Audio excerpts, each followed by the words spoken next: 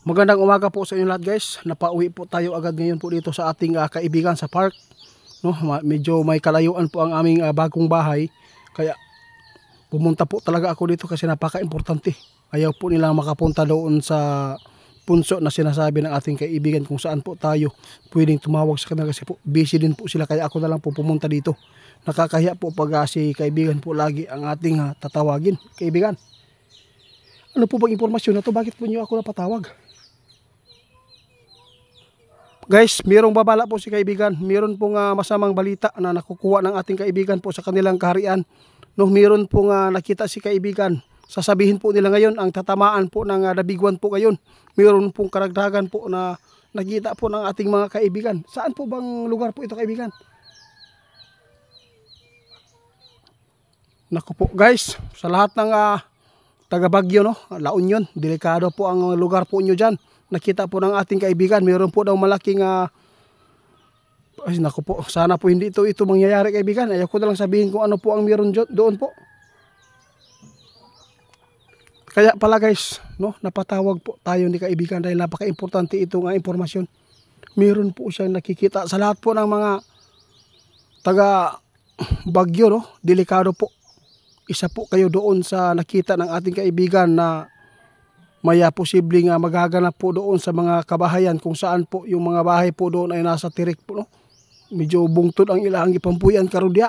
Delikado raw pag may dabiguan. Baka po matabunan po yung mga kabahayan po doon. Kaibigan, bakit po ninyo ito na paabot ngayon dahil po basta panahon natin?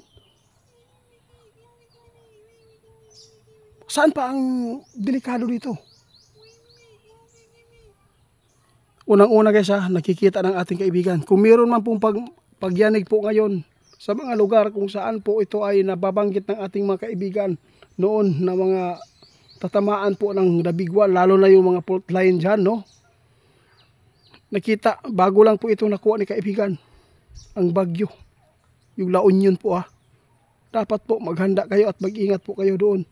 Kung magpapatuloy po ang pagyanig sa mga lugar na sinasabi ng ating kaibigan, ito po ay mitsa ng malakas na lindol. Kapag ito ay mangyari, kasi meron pong dagat po yata doon, malapit po doon sa La Union, kaibigan. Sana, no, lalo na yung Ilocos, hindi po natin alam po dito kung ano pang mga lugar na delikado. Yung mga ginagawa ng ating kaibigan, nais po namin na iparating para masumpa lang. No, sana matulungan natin na maidasal ang mga pangyayari. Ano yun, kaibigan? Kaya guys, dapat na tulungan natin ipagdasal ang mga lugar na sinasabi ng ating kaibigan ngayon guys, na posibleng matatamaan po ng dabiguan dahil po lalo na ay mayroon nakita impormasyon si kaibigan, lalo na yung mga binabanggit po niya, no, La Union po kayong guys. Isa na po doon sa nakikita ng ating kaibigan na mayroon pong masamang pangyayari. Sana. Oo nga. So mantamis guys. Kung ano pa ang inyong nakikita ngayon kaibigan, pwede po bang sabihin na lang po.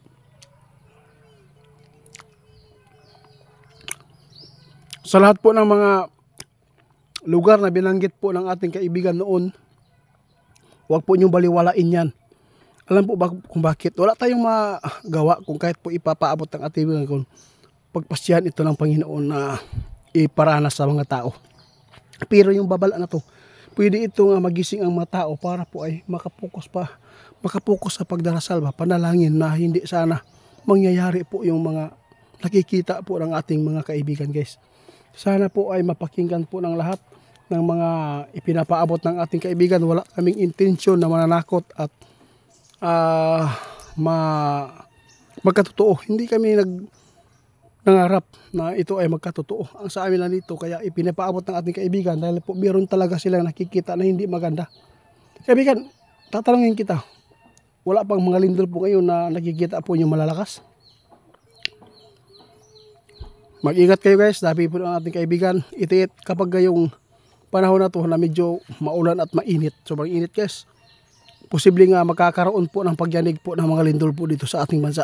mag-ingat po ang lahat, lalo na po yung malapit po sa dagat. Lalo na pag malalaki yung alon, wag po kayong mangingisda, wag po kayong pising-pising diyan sa karagatan dahil po delikado po, isa po kayo doon na mabibiktima kapag hindi po kayo paduod sa mga ipinapaabot ng ating kaibigan. Sana po meron pong mga mag-share po sa video natin para po ay maingatan po natin ang ating kapwa kaibigan. Grabe, pasensya ka na. Minsan po ako ay nakapang-disturbo sa inyo kasi po meron po akong kailangan na tugunan ng mga tao na nagpapaabot. Kaya nagawa po natin na magtatanong sa inyo. Kaya ako na lang mismo talaga ang pumunta dito. Kasi po kailangan po ninyo na maiparating po ang inyong nakikita na impormasyon doon sa inyong kaharian, na ito po yung mga lugar na sinasabi nyo ay isa na po dito na nakikita ninyo na mabigyan po talaga ng problema dito. Yung mga lugar na to guys, kaya dapat po natin na ma-share ito kasi nakikita ng ating kaibigan na ito ay posibleng magaganap po, no? Hindi po natin alam po ngayon, baka bukas, baka o kaya tulungan lang po natin na ipagdasal po, no, ang mga tao ngayon na sana ay hindi po mapapahamak kaibigan. Dagang salamat kaibigan, wala po kayong sawang pagpapaabot sa mga nakukuha po ninyo na mga impormasyon. Nagpasalamat kami kahit po ay nasa malayo na po yung bahay namin, no? Na anytime po kayo makapunta kapag mayroon akong kailangan. Kaya ako na lang po ang nagpunta dito kasi ayaw ko pong makadisturbo, lalo na mayroon kayong mga sarili po ninyong mga gawain. Kaya hanggang dito na lang muna kaibigan. Guys, paki-share po itong video kasi mayroon pong nakita lang ang ating kaibigan na dapat po na ipaabot sa inyo, na mayroon pong nakita niya na hindi masama, hindi magandang mangyayari po doon sa mga area na sinasabi po ng ating kaibigan noon. Lalo na ngayon mayroong bagong impormasyon, nakikita po nila doon sa ilalim po ng karagatan, ilalim po ng lupa, na mayroon po talagang kakaiba po na nakikita ng ating kaibigan.